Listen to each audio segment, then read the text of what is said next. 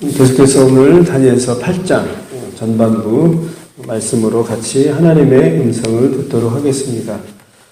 여러분 어느 지도 검색을 하시게 되면 아마도 시라든지 도를 먼저 설정을 하고 그리고 나서 가야 할 그 곳을 점점 축소해서 보게 됩니다.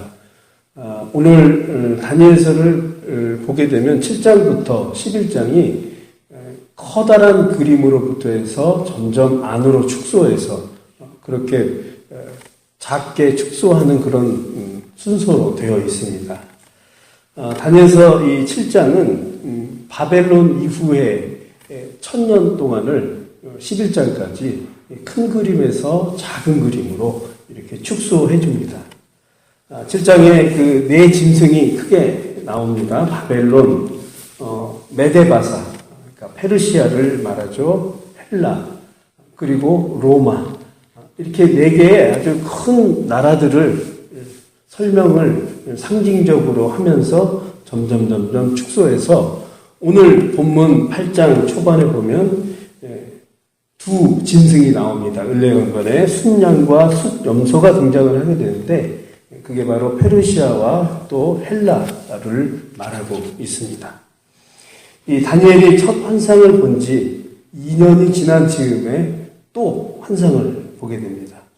벨사살 제3년에 환상을 봤다고 오늘 1절에 말씀을 하고 있습니다. 역사적으로는 바벨론이 BC 538년에 망했는데 바벨론이 망하기도 전에 다니엘은 이 환상을 보게 됩니다. 망하기도 전에 페르시아와 헬라가 망하는 것을 이 을레강변에서 환상을 봅니다. 나라가 생기기도 전에 이미 하나님은 벌써 또 큰 나라 두 개가 또 망하는 것을 미리 앞질러서 환상으로 그렇게 일러줍니다. 오늘 8장 4절을 우리 한번 읽어보도록 하겠습니다. 시작. 내가 먼저 그 순양이 서쪽과 북쪽과 남쪽을 향하여 받았으나 그것을 당할 짐승이 하나도 없고 그 손에 구할 자가 없으므로 그것이 원하는 대로 행하고 강하여 졌더라. 두 뿔을 가진 수양이 등장을 하는데 서쪽이든 북쪽이든 남쪽이든 마음대로 다니면서 당할 짐승이 없을 만큼 굉장히 강한 그런 힘을 가진 것을 표현하고 있습니다. 이것은 바로 페르시아를 이야기하고 있습니다. 에스더서를 보면 여러분 이 에스더서의 남편이 되는 아하수에로 왕이 등장을 합니다. 이 아하수에로 왕은 크세스 왕이죠. 거기에 보면 이 아하수에로 왕이 다스렸던 그 지역이 나옵니다. 인도에서 구스까지 127도를 장악을 하는 것을 이 에스더서에서 보게 됩니다. 페르시아가 그만큼 어마어마하게 큰 강성한 나라라고 하는 것을 이 에스더서를 통해서 볼 수 있는데 지금 여기에 보면 그 수양으로 그렇게 등장을 하게 됩니다. 이 페르시아의 어마어마한 그런 전성기를 환상을 통해서 말을 해주고 있습니다. 그런데 갑자기 털이 많은 또 눈 사이에 뿔이 있는 숫염소가 분노를 하면서 등장을 하고 또 순양을 들이받습니다. 8장 우리 7절을 한번 읽어보도록 하겠습니다. 시작. 내가 먼저 그것이 순양에게로 가까이 나아가서는 더욱 성내어 그 순양을 쳐서 그 두 뿔을 꺾으나 순양에게는 그것을 대적할 힘이 없으므로 그것이 순양을 땅에 엎드려뜨리고 짓밟았으나 순양은 그 손에서 벗어나게 할 자가 없었더라. 이 숫염소는 바로 헬라 왕을 이야기합니다. 그러니까 이 헬라가 얼마나 또 강성하냐면 5절에 보면 온 지면을 또 두루 다니는 그 땅에 발이 닿지 않을 정도로 어마어마하게 그 속도감 있게 이 나라를 점령하는 그런 것을 상징적으로 말을 해주고 있습니다. 아주 신속하게 모든 나라들을 정복을 하게 됩니다. 그래서 닿는 곳마다 다 모든 나라들을 무너뜨리는 그런 강성한 나라이죠. 그러한 순염소가 순양 페르시아를 넘어뜨리는 것을 이렇게 상징적으로 말씀을 해주고 있습니다. 자, 그런데 이들이 결국에는 또 망한다고 합니다. 이 두 나라도 결국에는 망합니다. 망하는 이유에 대해서 11절, 12절에서 또 말씀을 해주고 있습니다. 자, 11절, 12절 우리 한번 읽어보도록 하겠습니다. 시작. 또 스스로 높아져서 군대의 주제를 대적하며 그에게 매일 드리는 제사를 없애버리고 그의 성소를 헐었으며 그의 악으로 말미암아 백성이 매일 드리는 제사가 넘긴 바 되었고 그것이 또 진리를 땅에 던지며 자위로 행하여 형통하였더라.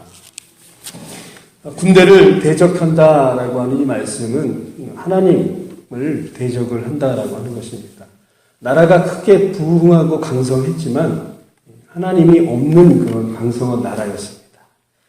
그래서 이들은 속국에 있는 유다 백성들을 아주 종교적으로 상당히 많은 그런 탄압을 했죠.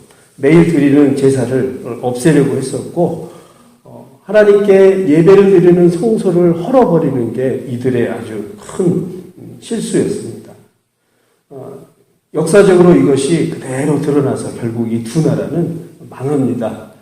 특별히 이 그 헬라의 실수는 뭐냐면 이 에피파네스라고 하는 인물이 나중에 제우스 신과 그 다음에 하나님을 동등하게 그렇게 만들어 버립니다.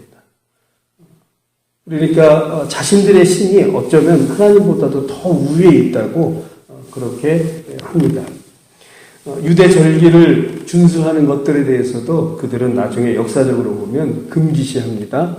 성경 필사도 다 막아버립니다. 금기시해버립니다. 심지어 하나님의 율법을 부정하게 여깁니다. 그래서 성소에 부정하게 여기는 돼지의 피를 막 뿌릴 정도로 그리고 제사장직을 매매하는 말도 안 되는 그런 일들이 나중에 이 헬라 나라에 보면 그곳에서 자행을 하게 되죠. 심지어 유대인들을 대량으로 학살까지 하게 됩니다. 이러한 잔악한 행위가 12절, 14절까지 그렇게 이어지는데 얼마나 그 시기가 이어지냐면 여기 성경에 보면 2300주야 이렇게 표현을 하고 있습니다. 우리 13절, 14절을 한번 읽어보도록 하겠습니다. 시작. 내가 들은즉 한 거룩한 이가 말하더니 다른 거룩한 이가 그 말하는 이에게 묻되 환상에 나타낸 바 매일 드리는 제사와 망하게 하는 죄에 대한 일과 성소와 백성이 내준 바 되며 짓밟힐 일이 어느 때까지 이를꼬 하매 그가 내게 이르되 2300주야까지니 그때 성소가 정결하게 되리라 하였느니라. 그 정도까지 순환을 당하는 이스라엘 유다 백성들이 순환을 당하는 그런 것을 이렇게 설명을 하고 있죠. 결국은 되찾습니다. 유다 민족이 에피파네스 이 마지막 이 박해를 통해서 되찾게 되는데 지금의 유대인들은 그래서 12월 25일을 수전절로 해서 그렇게 지키게 됩니다. 되찾은 하나님을 다시 되찾고 나라를 되찾는 기념으로 해서 지금도 수전절을 그래서 유대인들은 지킵니다. 그래서 이 수전절은 헬라어로 재건, 다시 세웠다라고 하는 그런 뜻을 가지고 있습니다. 지금까지 네 나라의 흥망성쇠 또 유다 민족의 이 참혹했던 과거사를 이 오늘 본문을 통해서 이렇게 말씀을 해주셨습니다. 천년의 이 큰 기간 동안, 긴 기간 동안에 이 네 나라를 통해서도 우리는 여전히 끊임없이 하나님의 백성을 보호하시고 일하심을 잠시 우리가 살펴보았습니다. 무엇보다 하나님의 그 나라에 초대된 백성들 끝까지 책임을 지어주십니다. 이 커다란 이 네 나라의 틈바구니에 있었지만 결국은 하나님은 백성들을 다시 또 세워주셨습니다. 그래서 수전절을 통해서 다시 한번 하나님을 기억하는 그런 상황을 주께서 만들어 주셨습니다. 이 욥이 한참 힘들고 하나님이 없는 그런 고난 가운데서 잠시 신앙이 흔들릴 때가 있었습니다. 그때 하나님이 이 악어라고 하는 이 동물을 통해서 등장을 시켜주면서 말씀을 해주십니다. 굉장히 뜬금없는데 왜 하나님께서 악어를 등장을 시키냐면 악어의 이빨이라든지 그 생김새를 이 욥기 후반부에 보면 자세하게 설명을 합니다. 내가 이런 악어까지도 친절하게 아주 상세하게 만든 그런 창조자다. 그러한 난데 너 존귀한 너를 내가 그렇게 이끌어주고 인도하지 못하겠냐라고 하는 것을 이 악어라고 하는 것을 통해서 욥기에서 설명을 합니다. 그러니까 신실하게 하나님은 어떠한 상황에서도 택한 백성들은 그렇게 인도하고 보호하시고 성실하게 일해 주신다라고 하는 것입니다. 오늘 본문을 보면 천년세월간 끊임없이 하나님은 성실하게 일하셨습니다. 고난 중에도 또 힘든 그런 상황에서도 이스라엘 유다 백성들을 그렇게 끝까지 붙들어 주셨다라고 하는 것입니다. 오늘 새벽에도 우리의 간구를 하나님은 분명히 들어주실 것입니다. 신실하게 일하시는 하나님이시기 때문입니다.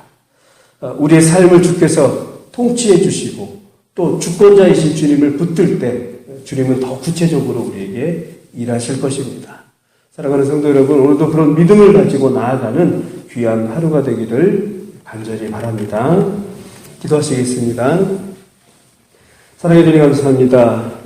오늘도 하나님 다니엘의 환상을 통해서 우리가 또 하나님께서 끊임없이 붙들고 신실하게 성실하게 일하시는 주님을 우리가 배웠습니다.